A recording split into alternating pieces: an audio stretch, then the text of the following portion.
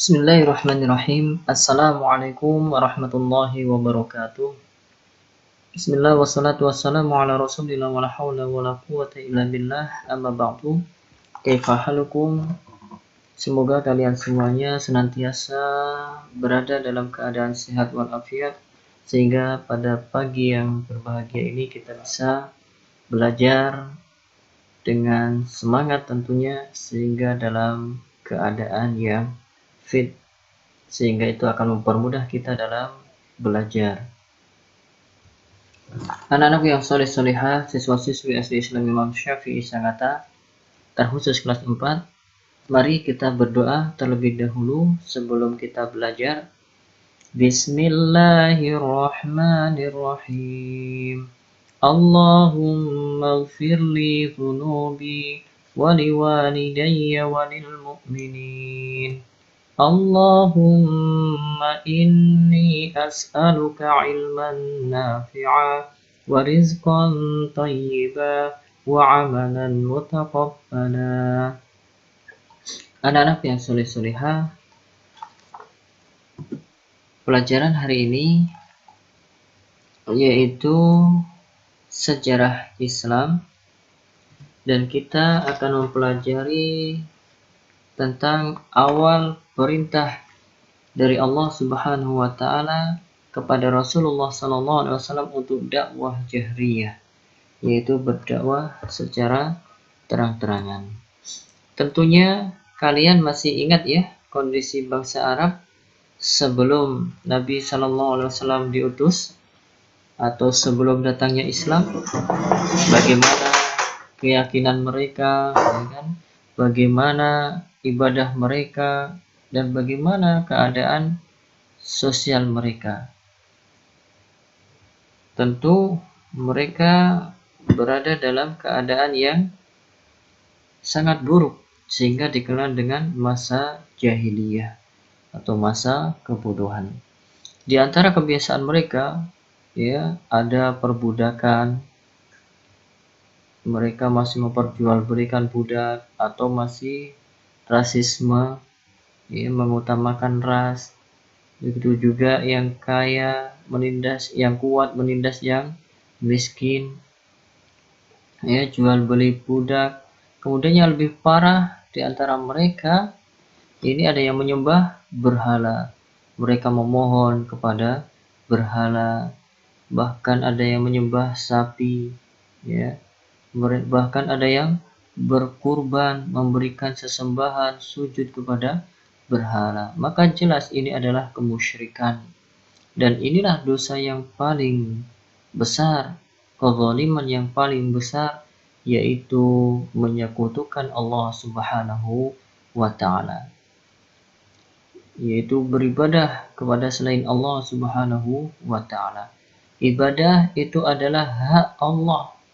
Hanya Allah yang berhak untuk mendapatkan ibadah dari kita semua.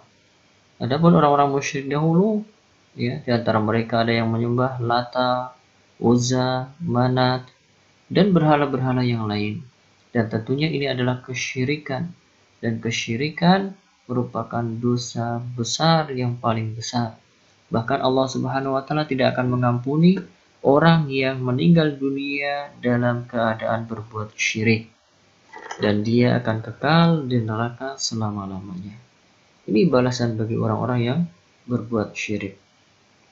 Melihat keadaan bangsa Arab yang seperti itu, banyak kerusakan, terlebih banyak kesyirikan, ya, keyakinan-keyakinan khurafat. Makanya Allah Subhanahu wa taala mengutus nabinya yang mulia, Nabi Muhammad sallallahu alaihi wasallam.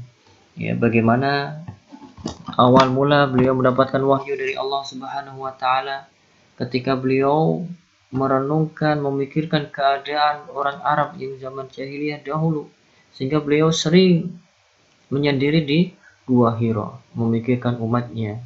Sehingga ketika di Gua Hira tersebut, Allah Subhanahu wa taala mengutus malaikat Jibril untuk menyampaikan wahyu pertama yang terdapat dalam surat Al-Alaq ayat 1 sampai berapa? 1 sampai 5. Kemudian surat Al-Muddathir yang kedua. Kemudian di sini Allah Subhanahu wa taala memerintahkan Nabi Shallallahu alaihi wasallam untuk berdakwah secara jahriyah, yaitu secara terang-terangan. Adapun yang sembunyi-sembunyi kemarin sudah kita jelaskan ya di pelajaran pertama.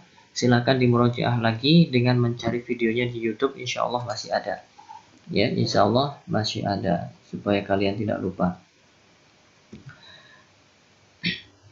Turunnya perintah Allah untuk dakwah jahriyah. Ya, Allah Subhanahu wa taala berfirman di dalam surat Asy-Syu'ara ayat 214, wa anzir ashiratakal aqrabin, yang artinya dan berilah peringatan kepada kerabat-kerabatmu yang terdekat. Ini terdapat dalam surat Syu'ara. Jadi dalam ayat ini Allah Subhanahu wa taala memerintahkan untuk berdakwah terang-terangan, diawali kepada kerabat-kerabat terdekat, ya, kerabat-kerabat terdekat. Sehingga ketika Nabi SAW mendapatkan wahyu Allah yang mulia ini, perintah dari Allah Subhanahu wa taala, maka Nabi SAW mengumpulkan kerabat-kerabatnya dari Bani Hashim. Terkumpul di situ, hadir juga di situ yaitu beberapa orang dari Bani Muttalib bin Abdul Manaf. Sehingga jumlah mereka seluruhnya 45 orang. Sebelum Rasulullah SAW menyampaikan dakwah kepada mereka, Abu Lahab, salah satu paman beliau, mendahului beliau dengan melontarkan ancaman kepada Rasulullah SAW. Sehingga Rasulullah SAW diam dan tidak menyampaikan apapun di waktu itu. Kemudian di kemudian hari Rasulullah SAW mengundang mereka lagi untuk yang kedua kalinya. Dan Rasulullah SAW menyampaikan dakwah kepada mereka. Beliau mengatakan, demi Allah yang tidak ada Tuhan yang hak selainnya, sesungguhnya aku adalah utusan Allah yang diutus kepada kalian secara khusus dan kepada manusia secara umum.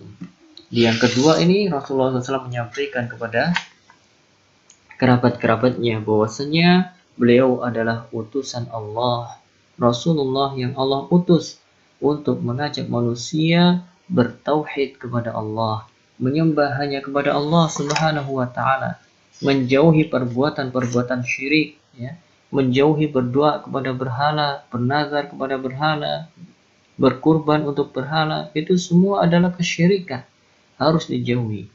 Makanya Allah Subhanahu wa taala mengutus Nabi Muhammad sallallahu alaihi wasallam. Kemudian puncak dari dakwah beliau secara jahriyah, secara terang-terangan, yaitu ketika turun firman Allah Subhanahu wa taala dalam surat Al-Hijr ayat 94. Allah berfirman, "Fasda' bima tu'mar wa a'rid 'anil musyrikin." Yang artinya, maka sampaikanlah olehmu secara terang-terangan segala apa yang diperintahkan kepadamu dan berpalinglah dari orang-orang yang musyrik.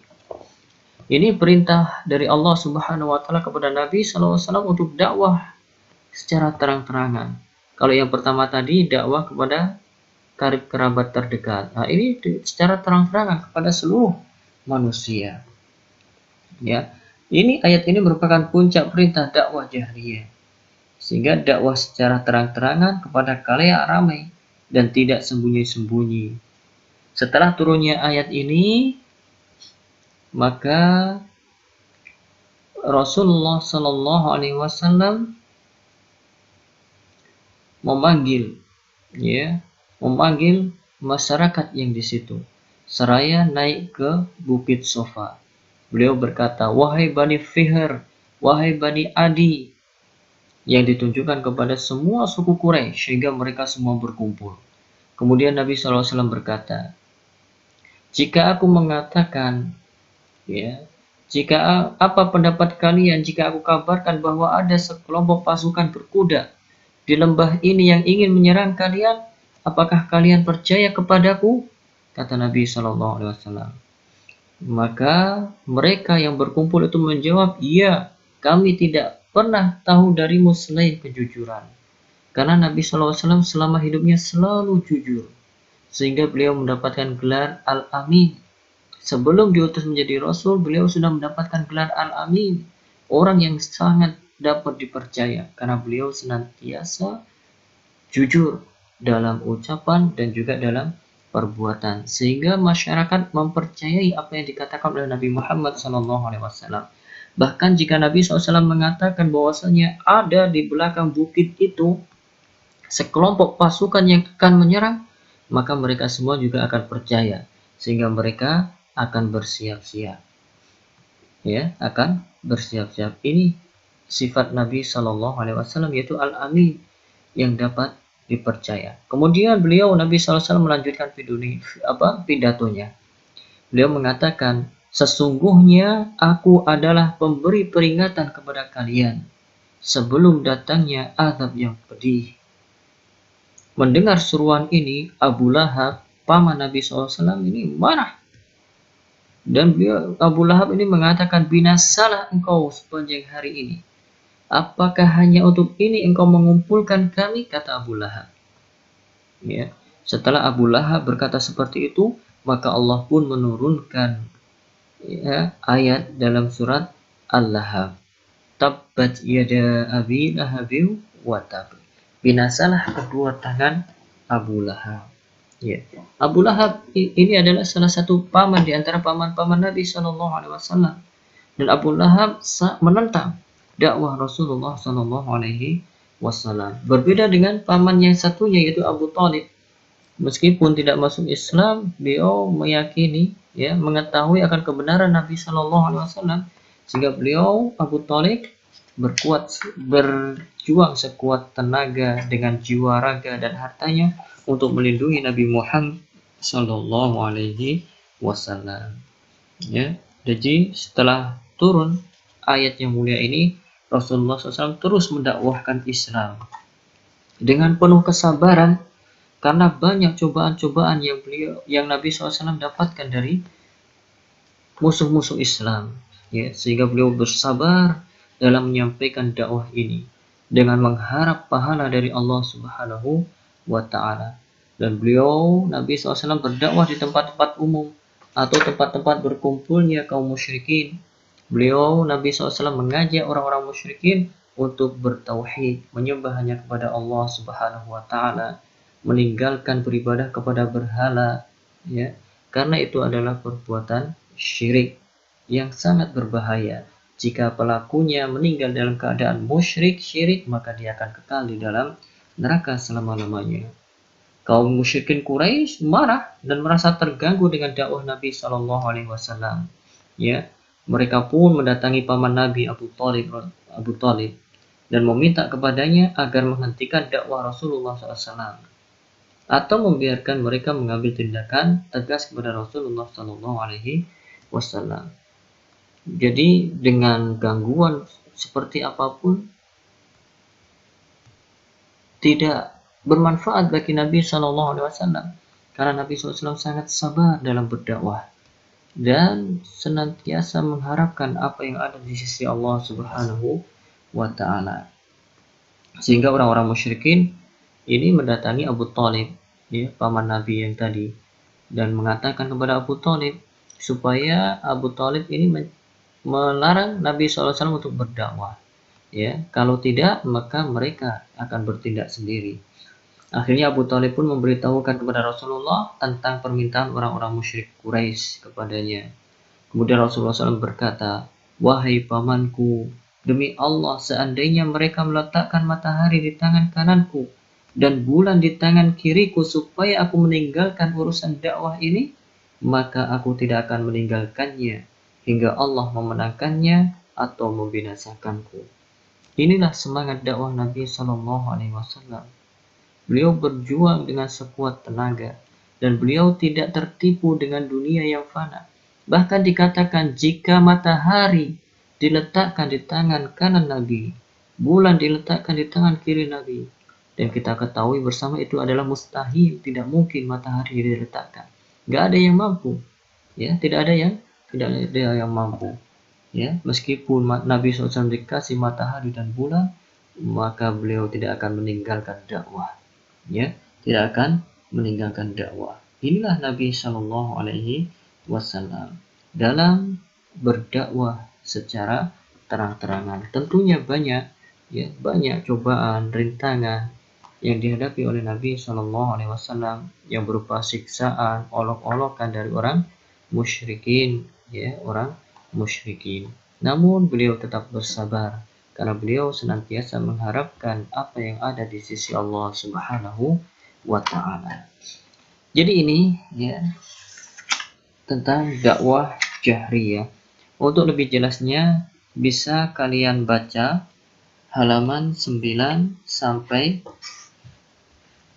13, ya. Silakan dibaca dulu halaman 9 sampai 13. Setelah selesai membaca halaman 9 sampai 13, baru kerjakan latihan halaman 14 dan 15. Sekian dulu pembelajaran kita kali ini. Mudah-mudahan apa yang disampaikan ini bisa dipahami dengan baik. Jazakumullahu khairan wa barakallahu fikum. Subhanakallahumma bihamdika asyhadu an la ilaha illa anta astaghfiruka wa atubu ilaik. Assalamualaikum warahmatullahi wabarakatuh.